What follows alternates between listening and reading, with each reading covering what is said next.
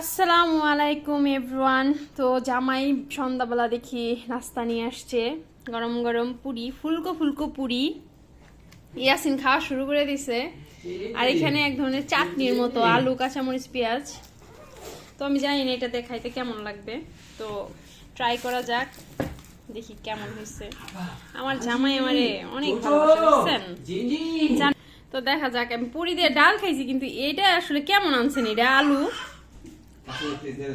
হ্যাঁ তা ঠিক, কিন্তু খায়া দেখি কেমন। ইয়াসিন তো খাওয়া শুরু করে দিচ্ছে। ইয়াসিন কেমন লাগে? বিসমিল্লাহ।